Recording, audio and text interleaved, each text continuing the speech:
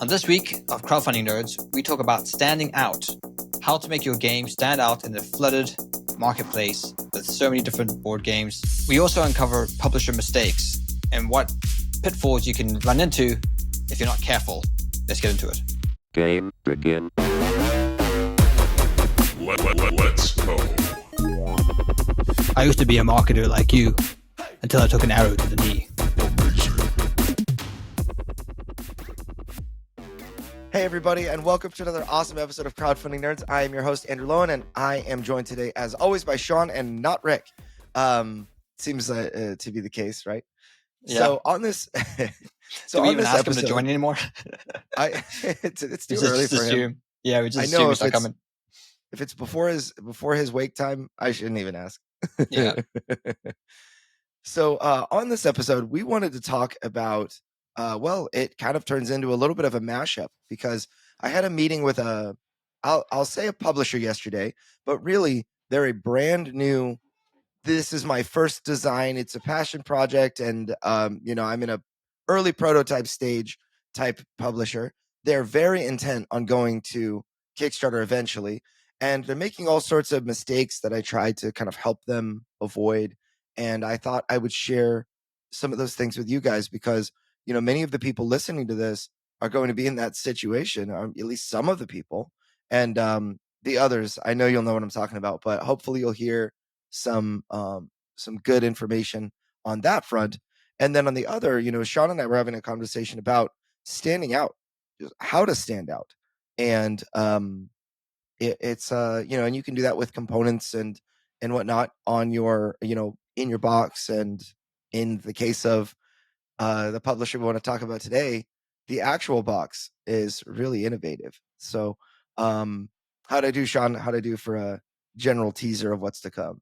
Yeah, I think that's a good overview of how things. So what do you want to jump in first? You want to talk with the publisher or how to stand out? Yeah, well, let's talk about how to stand out first, and then we'll jump in with this publisher and see where it takes us. Sure. Well, I think part of the ability to stand out on Kickstarter is that it's becoming increasingly harder to do that because there's more and more people self-publishing. There's more and more publishers releasing new games. So there really is just a sea of content. Like if you just go to Kickstarter right now and just look at the games that are out there, the tabletop games, there's so many options to choose from. That's not even the ones that the games people are sitting on their shelves haven't played yet. So I think the ability to stand out, do something unique in this space becomes increasingly important because people are going to be thinking, well, I already have a game that maybe scratches this itch, or I have a theme that already encompasses that quite well already. Yep. And I think one of the easiest ways to perhaps do this, and something that we've seen with our clients recently, is using really the presentation, because that's really the kind of the first thing people see. So the game components is a really great way to do this. And we have two examples. There might be more, but one that has done this has recently just funded Pandora Celeste, and it's this sort of space. It's like you're trapped on a spaceship with aliens. It's kind of like that alien theme, which has been done a lot. But what makes this really unique is that the game box is actually the board, the component. And I know that we had great success with an unboxing video where the creator Mike, he just opened it up and was talking about, hey, this is the box and this is how it works. And that really stood out. And I think it's been kind of the lead marketing push for this particular project is the uniqueness of this box, which actually is the board as well. It kind of folds out and thematically makes sense because it's a spaceship. So you kind of carry it around. So you carry the spaceship around. So it's a cool idea. And I think it's been executed quite well. Yeah, I think that was something that immediately stood out to me. I remember watching this video where, the kind of the unboxing video, if you will, where the guy was really, really excited. And, Mike was, just recorded himself and he was like, yeah, let's talk about this. And he talked for like 30 seconds. And then all of a sudden he just goes to the box and opens the box. I'm like, whoa, let's cut the 30 seconds out and just show me that. Holy cow, that was impressive. It was the spaceship that just goes boom. And we'll definitely have to put a link to the campaign in the show notes. It's on GameFound right now called Pandora Celeste. But it's just was kind of unbelievable in some ways. It's like, holy cow, that took a lot of thinking to get right. But it's so interesting because it's not just that the box unfolds to become the game board. In fact, I've seen this before. The game that makes me think about this is Tiny Epic Tactics, and I think some of the other Tiny Epic games use the box at like as a component in the game. So like Tiny Epic Tactics, they use you'd flip the box upside down, and then the bottom of the box becomes the top of the playing area. So it's like you're the hill, which you can travel to, but it takes extra time to jump up there, and that kind of thing. So I thought that was really interesting. I think that also the Hunted series, one of the things I thought was really cool that Gabe Barrett did with Mining Colony 451, which actually, funny enough, is also alien themed. Yeah. You have the aliens that you shoot by playing this kind of dexterity game where you're throwing tokens into the box. So at the bottom of the box inside, there's an alien that has like 2 circles on it, and if you throw a disc into the center circle, you kill the alien one shot, and then the outside, or like the larger ring, you deal damage to the alien, but you need, I think, shoot it 2 or 3 times on the outside ring, and then beyond that you just miss, right? And so I thought that was a really clever way to use the box. But what we're really talking about is table presence, and what's like an incredible feat of engineering. I think that Mike's use of in Pandora Celeste of the box and how it folds out in multiple parts, I mean, it's really cool. Yeah, I think going back to Gabe and his games, I think another one he does a great job with is Gabe called Hand of Destiny, and it can be played in one hand. So you hold all the cards in one hand. You have this entire game in one hand. So it's kind of harkening back to like the Game Boy or something, But you have this card game you just play with one hand. He shows you how to hold them in your hands, and you kind of move cards, and you go through this dungeon. So that's really unique as well. So that's another. Gabe's done a lot of like really neat ideas in terms of his game design. I think That's another awesome. one I'd probably point out is Stone Saga with Open Owl Studios. With the inside of their box, in this game, you're building a village and you're kind of progressing over time. And they have an insert in the back of the box, which is basically it's like a cave, the inside of a cave. So you can do a cave drawing of your village as it grows and as your story progresses. So and that's a really unique idea and a great way to use the box as well. Oh, again, another way to stand out in the marketplace by sort of leveraging these components in unusual ways. Yeah. Yeah, I think one kind of concept that I always I heard this a long time ago, which really stuck with me, is that different for the sake of being different isn't better. Different is different. So consider the difference between an upgrade and a side grade. You could get something with 10 all stats, or you could get something with whatever 20 crit rating, 20 whatever, and end up it's actually the exact same stuff. So it doesn't make a real difference on a character. But the in board games, I think that a lot of times people they try to innovate, and by doing weird things that I've seen. And this actually, a little teaser ahead into the new publisher conversation. I find a lot of new publishers try to be different, but that difference ends up costing way more money, or it ends up costing just being strange, or increasing setup time by 20 minutes, or lots of other things. But I think that innovation comes when we find a way to make something better and integrate whatever that is into the theme and the mechanics of a game. I think that for me, in order to call something that's different innovative, it needs to, I mean, it generally, it needs to not have been done before in that fashion. Like there are other games like we mentioned that use the box of of the game in order to as a component, but there's nothing that does it like Pandora Celeste. That's just really, really impressive. And so I think that the theme, like you said, at Stone Saga with Brendan McCaskill, and Open Owl Studios, the fact that you can make a cave drawing on the back of the box is so on theme. There are some this is something that I've seen before. I can't remember what game, but there's a game that has a puzzle on the back of the box, like not the back of the box, but the inside of the box on the bottom. If you remove the insert, there are some games that like hide components under the insert, which is fun. But like there's I can't remember where the genie was in what game, but anyway, people listening to this are gonna probably know. But there was like a genie inside, like a genie card under the insert in the box, and then at some point during the campaign, it would tell you to pull the insert out, and then you'd find that card there, and you get to use it.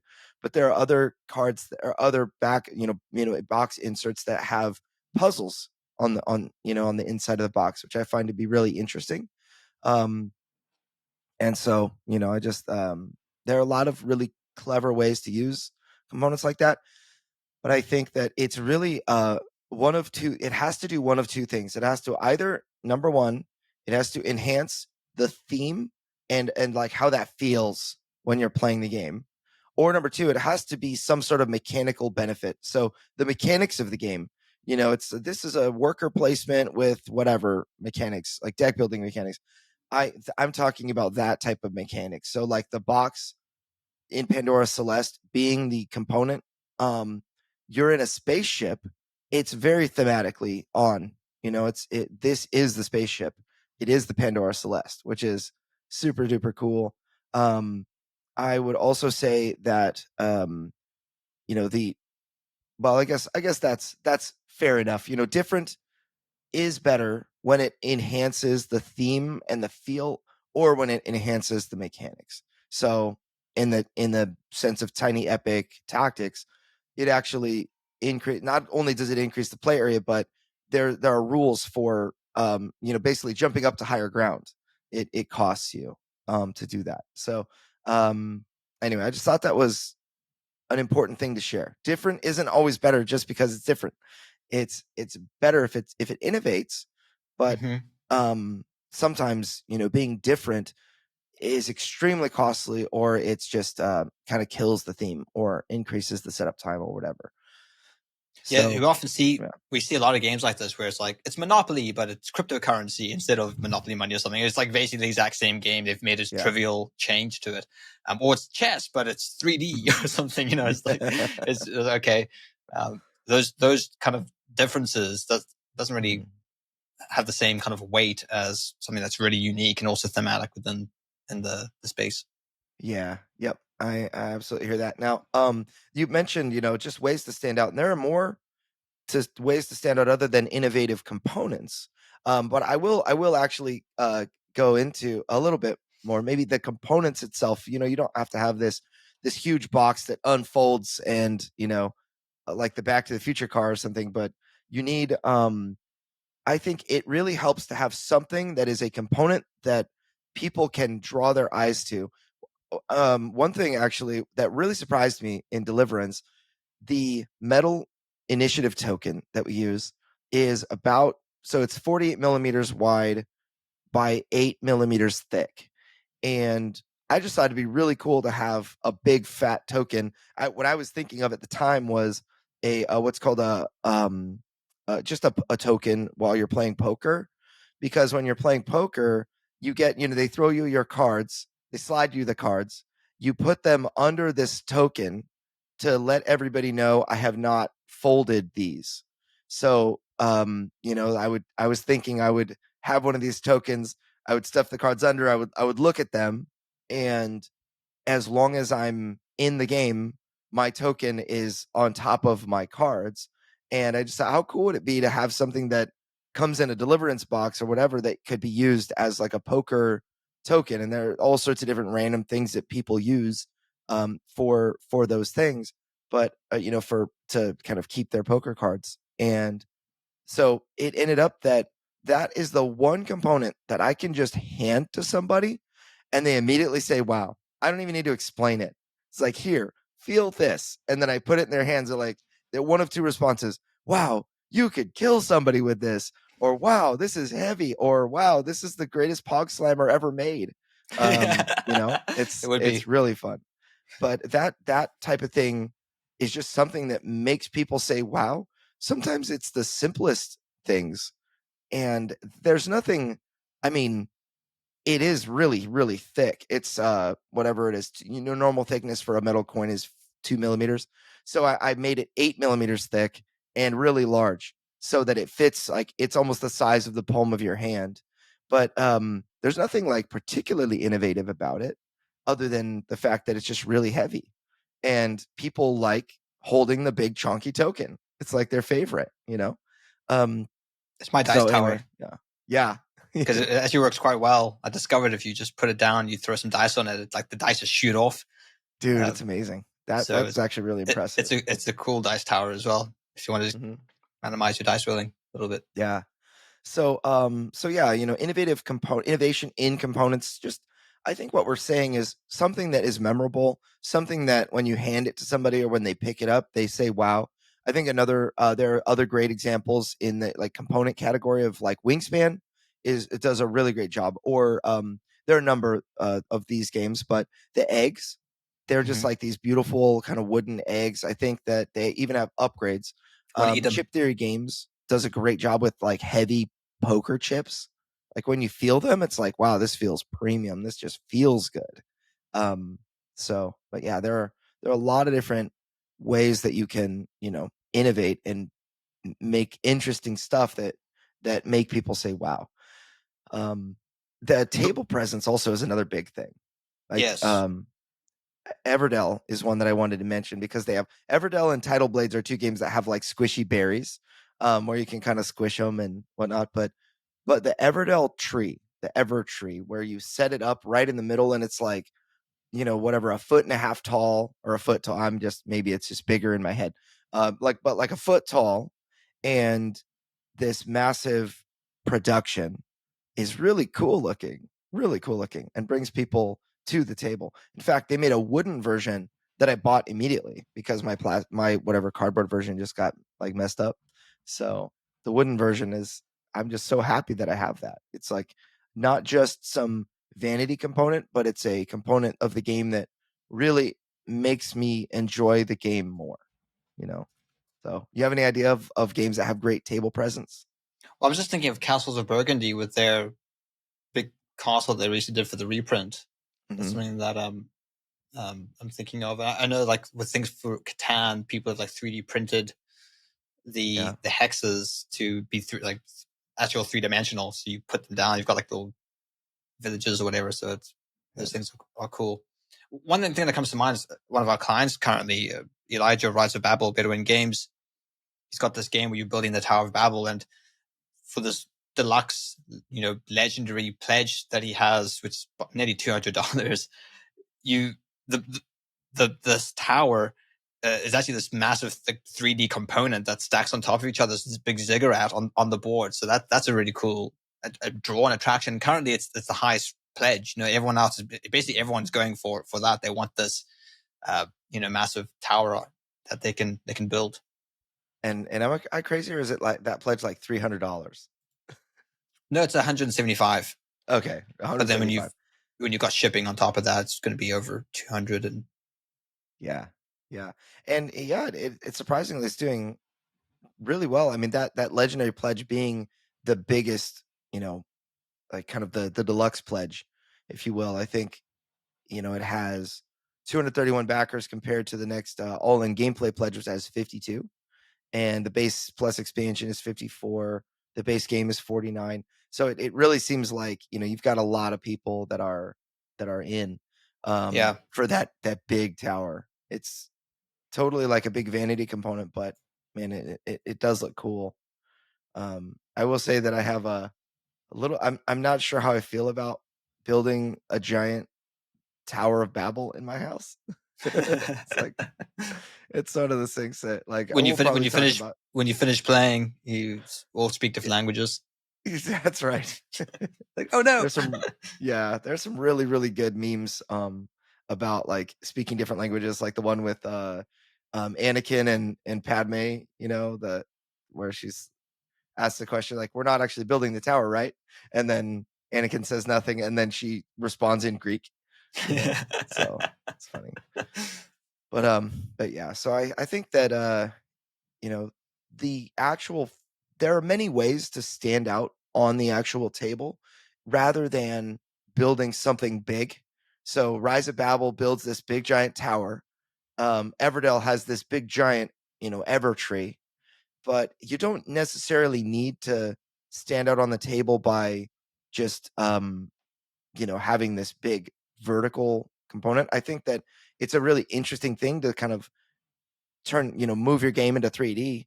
There are some games that completely stand out by, with the intent of we're building something tall. Like the Circus Monkey game or like what is it called? It's a game about like random evolution. Gosh, I can't remember. But Pokemon. it's a game where it's a Beasts of Balance is what it is. It's a really interesting game. Where you put like there's like a wooden shark. You put the wooden shark and you see like in an app it's like a shark game, and then you put a bird on top of it. It's like a shark bird. The shark turns into a bird or whatever, and Okay. and what you're actually doing in the game is you're balancing different pieces. You're balancing like a block here, and there's like a little surface area. It almost looks like Skylanders, like the video game. Mhm. And they have this technology that allows you to, or that reads what pieces you're placing and in what height and other things, or what order. Sorry. And so anyway, that's like an obvious way to get into 3D space, but I think that 2D games can really, really stand out on the table. I think I guess before we jump into 2D, miniatures really stand out. That's just another way to stand out as like a 3D experience. Miniatures, like they look really good. They're if you ink wash them or paint them, I mean they really stand out. So you've got a lot of games that have made a big splash by like a lot of Awakened Realms games have their sun drop which is basically an ink wash that they do to the miniatures. Simon Yes, does big miniatures. Well, especially if they have dynamic poses. We recently just with Modifius and co-host Cthulhu Tactics, and they have these really gorgeous miniatures that they've produced, and they will have these really dynamic poses. And they did really well in terms of the ads because they were painted professionally, and they had these sort of different configurations of being on the battlefield, and that did really, really well. Yeah. And so I think miniatures that have really dynamic poses do well. Yeah. So now like what 2D things allow for, just what things make you stop? Like if you go to a convention, like you go to UK Games Expo, and what makes you stop to look, I suppose foil on 2D stuff, like ooh, shiny. That always makes you kind of stop or just double take. Yeah. Roberto Panetta of Gems of Iridecia, he had these tiles that, in Gems of Iridecia, you're basically delving and mining and whatnot. And there are these Catan style hexes that you flip over. You put them on the board and they're all like face down at first, and you flip them over and they have like a really cool foil gem on the other side. So it was like an immediate like, oh, that's really cool. And it makes me want to like mine all the gems so that I find all the things, Or the shinies. Yeah, exactly. So that's really cool. For me, another thing is like a very pleasing looking layout that is not totally jammed with table space. I think is something that I really appreciate. So when something looks kind of clean when you're playing it, especially the bigger it gets, if it has areas to make, or to keep things clean, it makes a big difference, because when things are messy, it tends to get really hard on the eyes. One game I feel like has a lot of potential just simply if it's laid out correctly.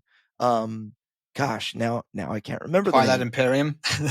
Oh man, that whenever I does look see pretty that, amazing. that looks messy whenever I see people playing it. Yeah, but before the game starts, Twilight Imperium can look so impressive.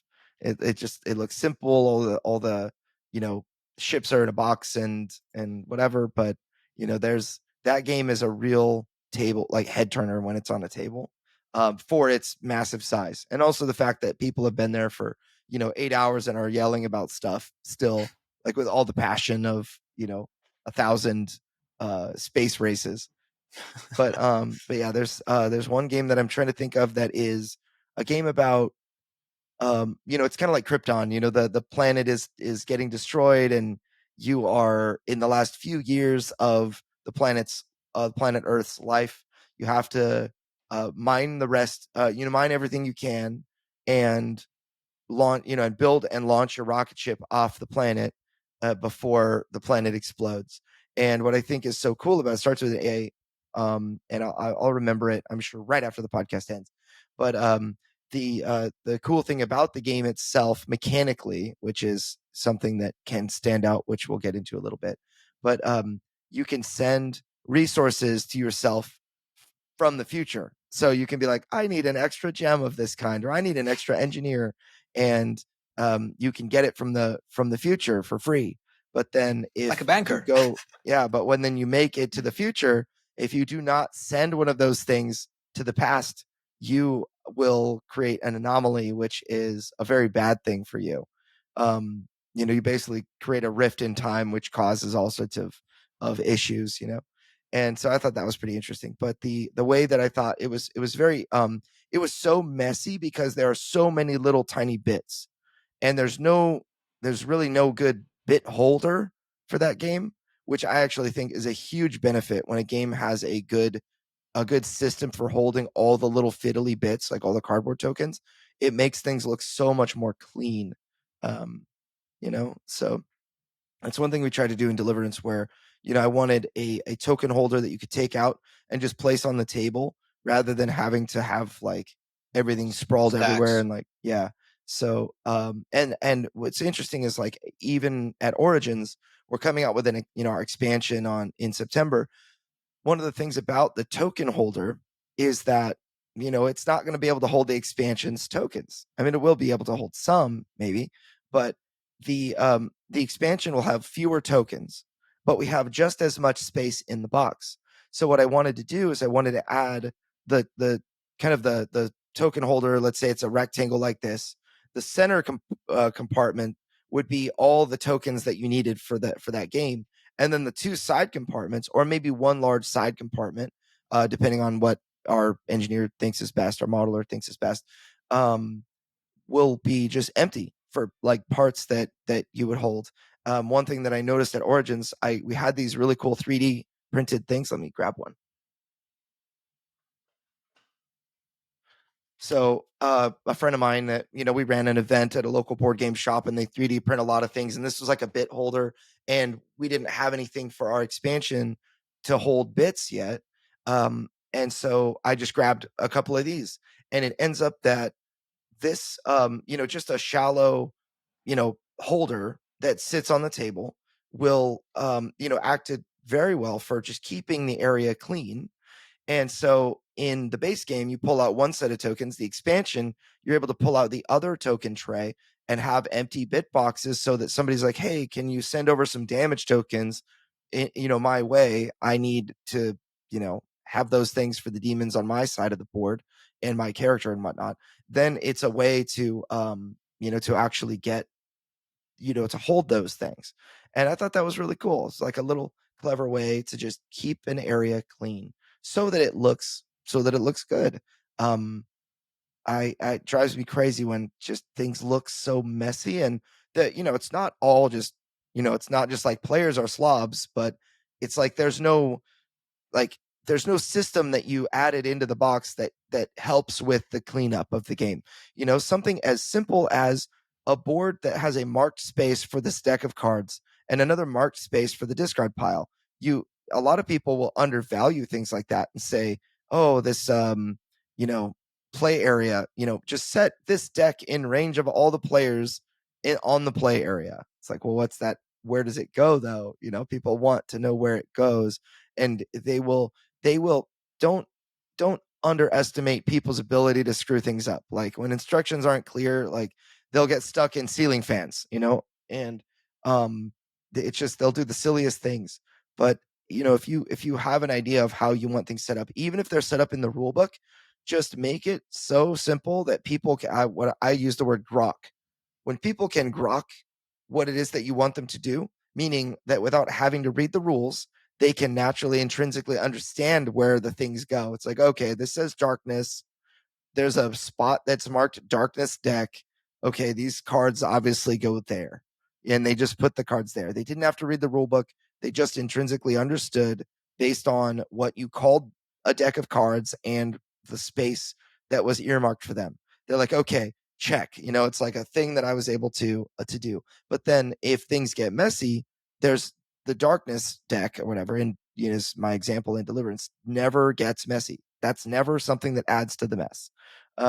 So anyway, I think that type of thing is it's not exactly a personal pet peeve of mine, but I don't think we've ever addressed that before. I don't think so. I think many game designers probably will overlook that component of their game, just the tidy up and keeping things organized, which helps with the table presence, and also photographs. Organically, people will be taking pictures and putting it up on social media. So if you've got things which makes it easier for kind of newbies to keep things neat and tidy, then it's just going to mean you get better looking pictures.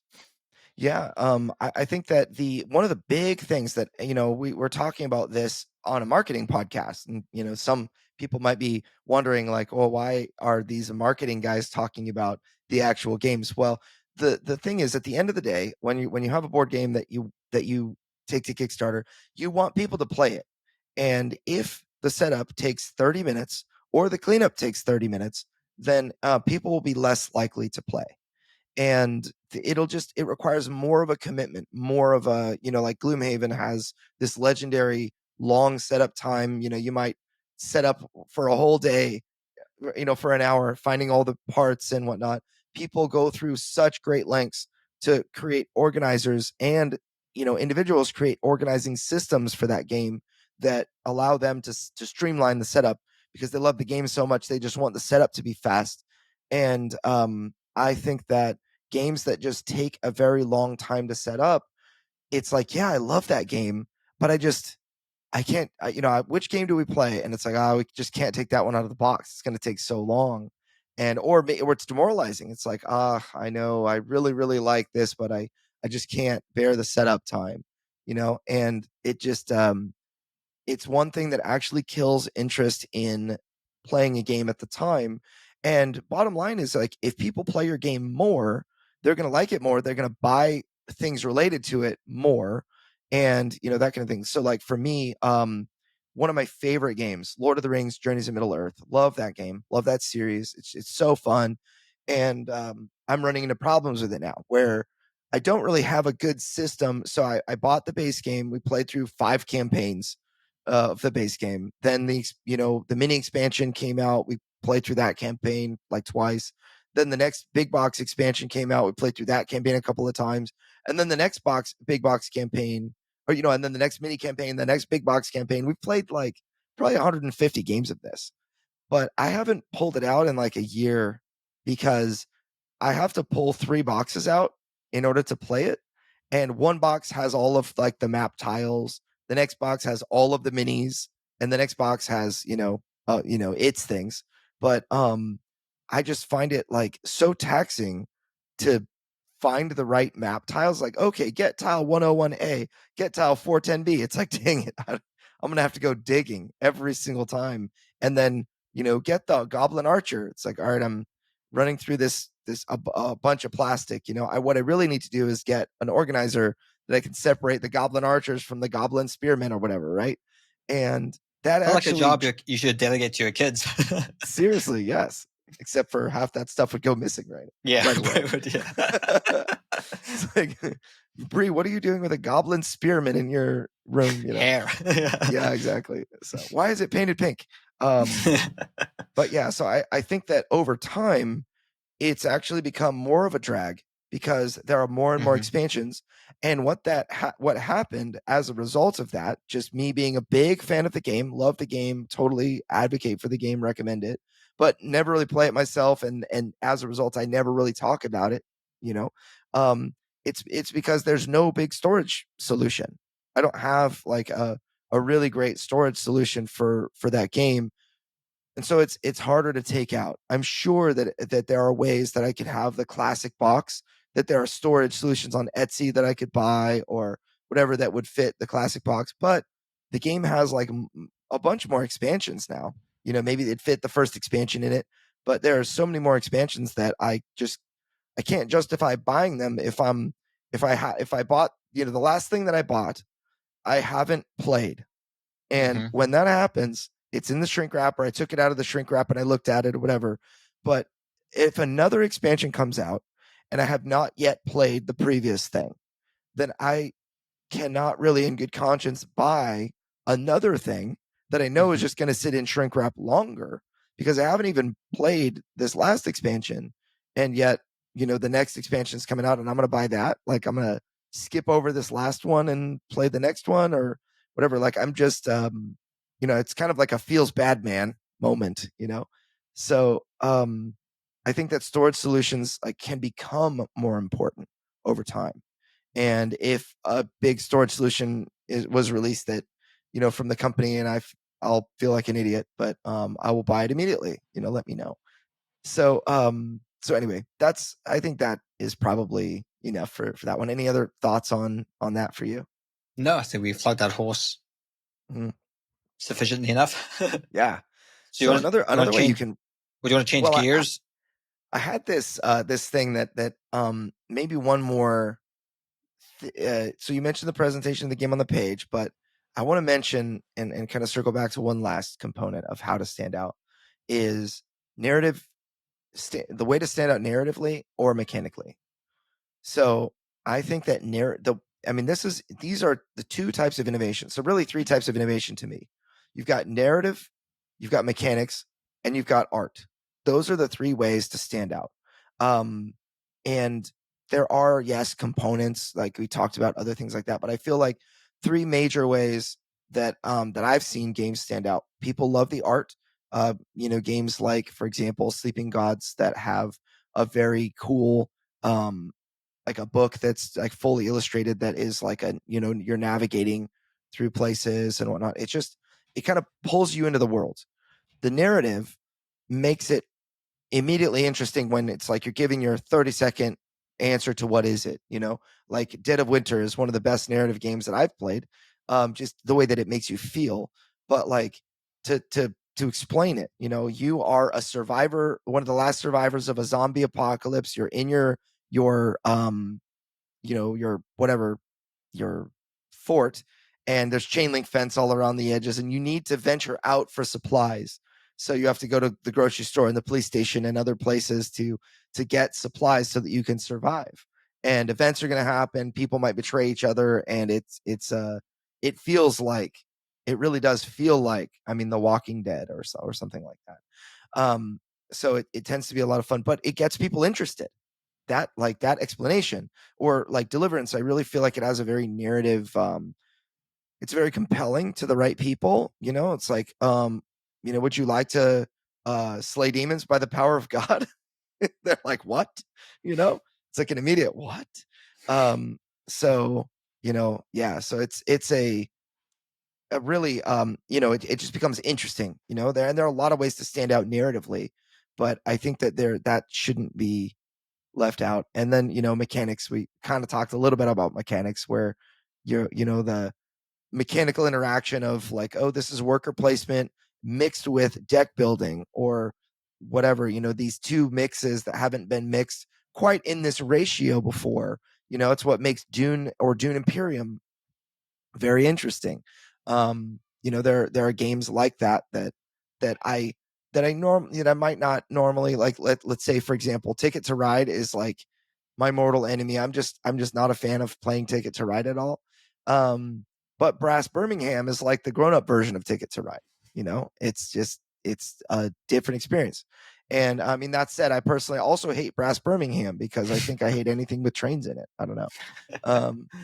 But what do you think about that? Yeah, I'm just thinking of Train Tycoon now. That was a good game. Yeah. So yeah, I guess we could transition into this conversation that I had yesterday with a brand new kind of wet behind the ears publisher. So what's the context? Story time. Yeah. So okay. So I went to Origins with Deliverance, and there were a lot of people that hit our booth up, and one group had this guy, they were like, yeah, tell him about your game, and they were telling their friend to tell me about the game, and he was very excited, very excited. And I was like, yeah, lay it on me, tell me about this game. And so he explained what it was, and it just sounded like he really needed some help kind of tightening up. And I felt like, I was helped by a lot of people as I was kind of growing into a publisher role. And I wouldn't call myself a successful publisher yet or anything like that, but I'm much further along than this guy, and I certainly would be able to help him. So I gave him a link to my calendar, and he scheduled a meeting, and we talked yesterday. And So it so might be worth pointing out that our Crowdfunding Nerds agency, we don't just help with marketing, we can also help with some publishing questions. In fact, a lot of people really benefit from both of that when they come to us. That's true. Yes. So we do, we can help people, like just because we've been there before, and we regularly consult, and we have a lot of connections with people that we like, in fulfillment. If you need to get your game shipped, if you need to have somebody that kind of manages that process, or gets you into the European Union, and manages VAT, or all of the other things like that, that's manufacturing to game development, and just bringing your prototype into a place that it's ready, or whatever, like those types of things we do consult regularly on, because actually, it's really important. I need to make sure, if we market a game, I also need to make sure that that the offer is good, so that when you launch on Kickstarter, you aren't surprised by like 7% conversion rate or something like that of your Kickstarter followers. I want to see 25%. And in order to do that, the offer needs to be good, the shipping needs to be thought through, and it needs to be a good price, and the game needs to be presented well, and all of that. So we tend to help folks with that. So if you wanted to get a kind of a publisher consultation, we do that. It's like $300 to get a publisher consultation like that. So anyway, but yeah, so I digress. So this guy, I gave him an hour of advice, and he was like not sure what to talk about yet on the call. He didn't have like a clear, I need these answers to these questions, and some people will be like that, where they're like, I just don't know what I don't know. Help teach me what I don't know. And so I asked him about the game. I asked him about so I asked him to explain the game, and in essence pitch the game to me like I had never heard about it before. And so he explained it to me. I didn't immediately understand the mechanics. I didn't immediately understand how the game is laid out or anything. So we kind of worked on a little bit on his pitch, so that people would understand it. We talked about the virtuous cycle, about how to kind of, he's play testing a lot. So how to, get your, bank the results of that play testing and into future backers, and that kind of thing. But there were some things that we discussed that actually relate to red flags? innovation. Yes. So one of the big red flags is he had like 2 resin printers, like that he just bought 2 brand new resin printers. He's super excited. He does this thing on the side as a passion project. He works for like a major department retailer, or like a major department store. And he was like, I'm totally gonna make this game myself. I can do this, like I figured, I need 60. So he has like hexes that he made, like a hex grid that are individual hexes. And he's like, I can print 40 hexes in 4 hours. So that's like 60 hexes required in the game. So I can print what, like I figured out like I can print a game a day. So that's like 365 games in a year. I'm like, dude, like, what if you have 1,000 backers on Kickstarter? Yeah. What are you gonna do? I just told him, like, buy 2 of those printers. Yeah. So and electricity is the other expense you got to factor into that. It's probably going to cost a lot to keep that machine running 24/7. And the materials, and if something goes wrong, and there's so many other things. I mean, you can make 50 copies of a game, and that's awesome. But and you can ship out 50, but just simply shipping on its own and manufacturing on its own. Like the guy was like, I don't know, should I be a manufacturer and this and that? And I'm just like, dude, you're trying to be a publisher and a manufacturer, and you're going to need to be like, you need to figure out shipping. Like, are you going to start like, a shipping company too? And just, people don't know what a large chunk they're about to bite off, that they're not going to be able to chew it. And so it's like, you need to, I just told them straight up, you are not a manufacturer. You focus on making things. If you're going to make this and have it be commercially successful, it's coming from China. That's the bottom line. Like, or like for his game, I mean, maybe you can make something like that from like Ludofact in Germany or something, but generally it's coming from China, or it's going to be too expensive. And so one of the things that he was talking about with innovation, in regard to innovation, he was like, I've gone through like several different iterations of these hexes, and he has like these hexes that he was showing me that were plastic, that had like holes in them, but then also had like a tongue like this that would fit like a grip, so you could put one hex onto another one and they would stay, so that they wouldn't pull apart very easily. And he was like, so you build the board. I'm like, wait, so you're telling me you have to build the board before you play the game? And he's like, yeah, but you could build it like any way you want. You can go like this way, that way, the other way. I'm just like, well, if it's my first time playing, I'm going to look at a giant pile of hexes and say, it's going to say, build the board. And be like, I don't know, I guess I'll build it like Catan honeycomb style, because I'm new at this. Like, I don't want to like innovate before I even understand what's going on. Like, this guy clearly has a lot of knowledge about how to play his game, and probably knows how to run people through his game so well. In fact, he was sharing that he was able to so this his words, and I think what he meant was like he was able to do the full experience, but he was able to set up the game, teach people how to play the game in under an hour. So that, to me, that meant that he taught people how to play the game and they were able to finish it in under 1 hour. But he was very, very impressed with that.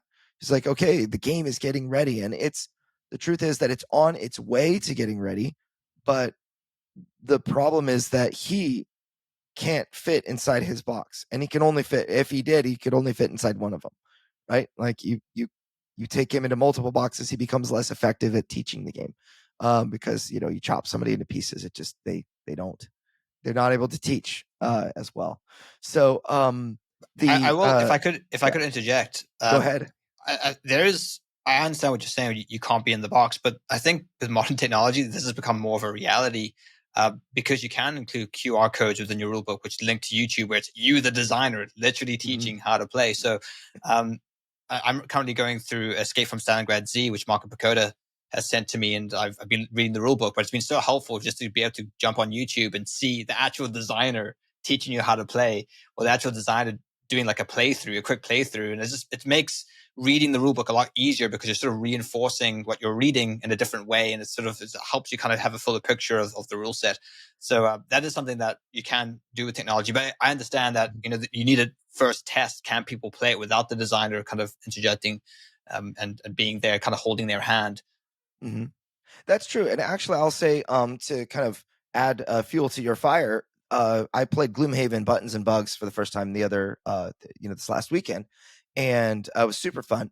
But it really is like Tiny Epic Gloomhaven. It's pretty cool. But the rule book is like a learn to play, like quick and easy. Doesn't teach you all the rules, but if you actually want to see the rules, there's a QR code that you can scan, which I think is such a smart way to go. And in fact, in Deliverance, we had a QR code that I added. It's like a dynamic QR code. You pay like a certain amount a month or whatever. Yeah, and I remember you saying this. The last podcast. Sorry to interrupt you, but I was listening on that podcast. Actually, I think there's a better way to do that. I know you're talking about a dynamic QR code. You should never pay for QR codes. I think I can find up a free one. I put in the show notes. But if you just send to a domain and then redirect that domain, so if you send to a subdomain and that subdomain redirects, then you don't have to pay anything the redirect extra. Can change. Yeah, the redirect. Yeah. You just change the redirect. So you don't have to pay any money. That's probably how that's how I've done it with business cards and things. Is you just have the QR code, go to a subdomain, and then you just redirect that subdomain to wherever you want it to go. That's awesome. Well, I mean, I guess I would classify myself as the level of nerd that could do that. But that's that's a smart idea. But in every case, the QR code I think is very mainstream now and Mhm. should absolutely use it. What I like about just being able to change the QR code, like we have one rules presentation that it might just be me behind a camera explaining how the game works, but then we get a professional on it, like we did the Antlab Games official how to play, and they in like 15 minutes were able to teach the game in such it was so smooth compared to me. And then we had Shay with on Rado's channel RTF and his own channel RTFM talk about do the how to play as well, and it was a very very well done thing. So I was able to change the QR code from me to professionals. Also, it was helpful. I will say to have a QR code that I could dynamically change quickly was really important, because at Origins, our QR code, I input the website wrong, and I was able to change it on the fly when I figured that out. So Cool. that was really helpful.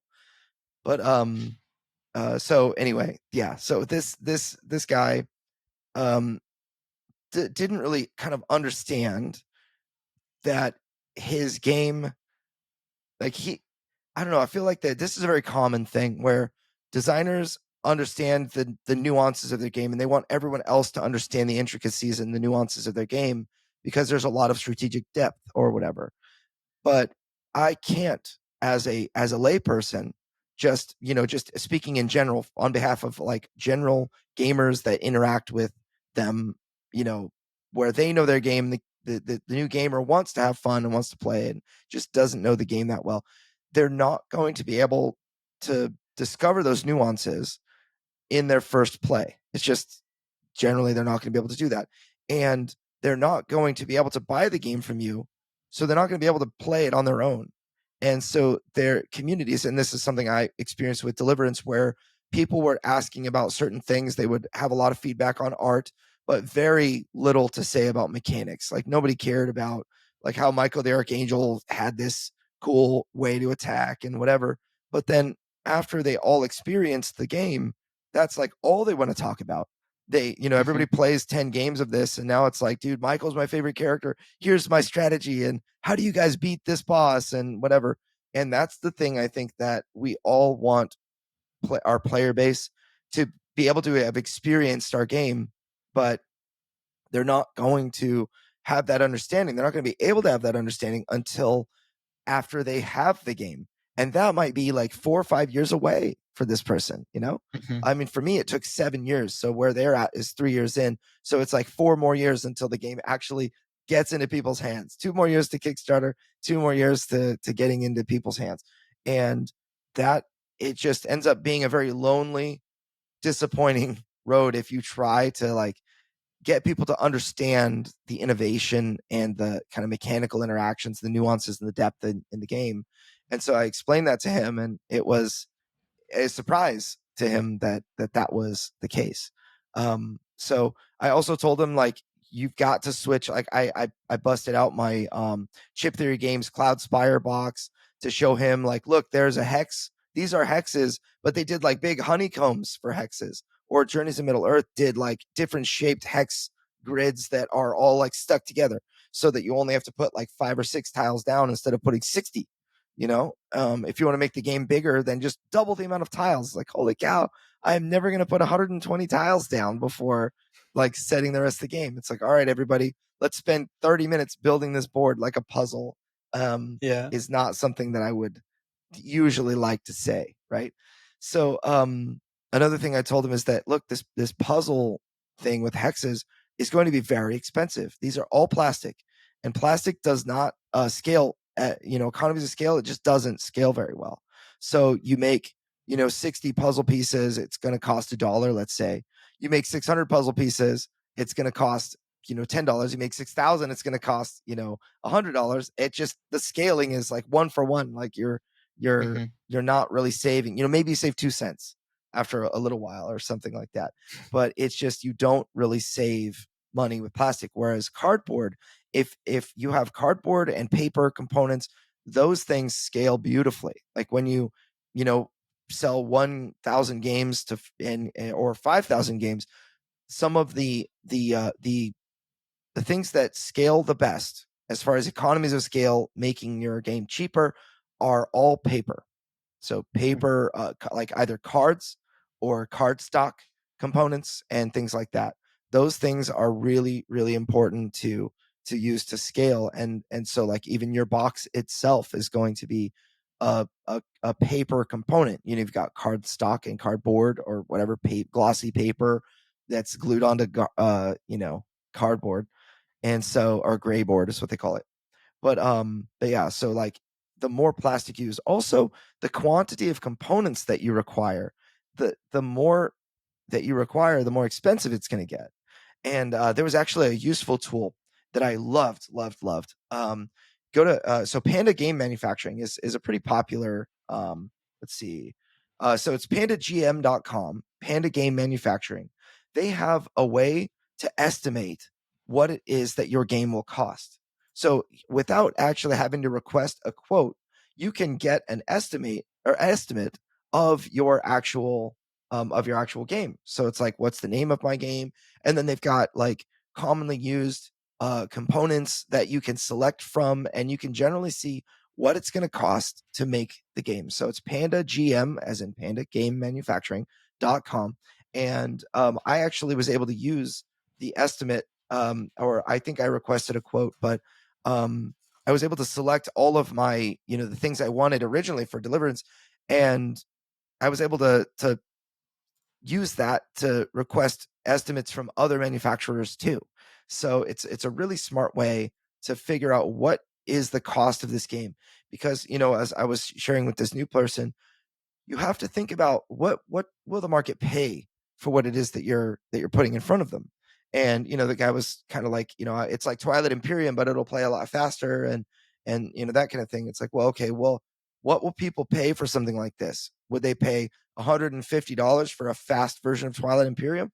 Maybe if it was Twilight Imperium and had that name on the box, but there is no way people are going to pay $150 for a fast version of Twilight Imperium. I think Last Light is probably the best version of Twilight Imperium that I currently know by Gray Fox Games, and that doesn't cost 150 unless you got like all the fancy upgrades. In which case, Twilight Imperium will cost thousands of dollars because people have made like all sorts of amazing things for it. But anyway, I digress again.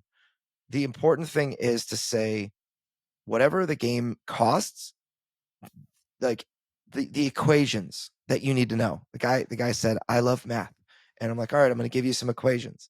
Whatever your game costs from the manufacturer, you have to also add the freight to that. So if you make 1,000 widgets and it costs you, let's just keep it simple, $10 a unit.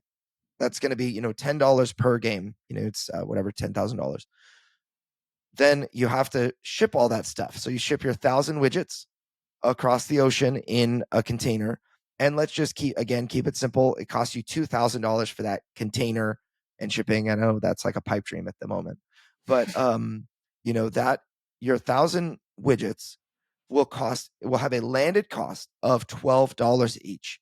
That's because it costs $10 each to manufacture them, and it costs $2,000 to ship. And you divide that $2,000 cost over each game. That's $2 a game for 1,000 games. So your landed cost is $12. You need to multiply your landed cost by at least 5. And if you want to, that's your MSRP if you want to serve and make it at retail. So the retailer will buy for half off of your MSRP. That means your $60 game is now netting you $30, where the retailer will resell it for $60. The distributor will buy 60% off. So your game that cost you $12 to make is now being sold to a distributor for for $24. So your margin is now only $12 for like operating costs, but they're going to buy a bunch of them, right? And a consolidator will buy from you at 65% off. So that's whatever $21 that you would make from the consolidator. The consolidator sells either to the distributors or direct to the retailers at, whatever it is, 60% off or 50% off the MSRP. And So if you made a game that was like, it's like, oh, this is a $30 game, I'm just going to charge 90 for it, then the equation no longer works, because instead of being able to actually pay for itself and reproduce another print run, you no longer have the revenue to do that. So that's why you see people that will sell, I don't know, like for example, we'll sell a game like the Isofarian Guard. The first time I bought that game, I pledged $79 for it. It cost $40 to manufacture, and they were like, I don't know if they broke even or if they lost a little bit of money, but that is definitely not a number that you want. It's not sustainable.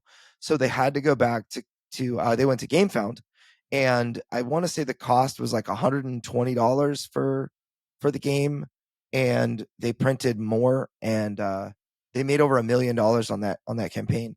And I still think that they would probably, or maybe it was 160, but I still think that they will probably have to go back to crowdfunding in order to print another run of that game, because it's just so expensive. It just can't work.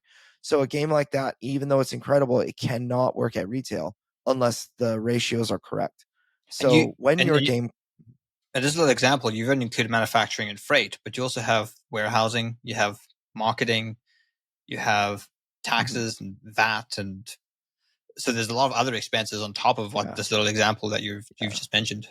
Right. And you need to eat too, right? So like you have to have a way to do that. So for me, I run my marketing company, and that's the primary breadwinning business. I've actually not, other than paying off the debt that I had when we went to Kickstarter for the first time, I've not drawn a paycheck at all from Deliverance.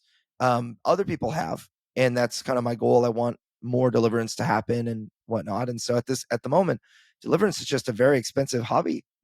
I guess, maybe a break even hobby, right? So one day, when we get our Netflix special or something, then it'll be more fancy.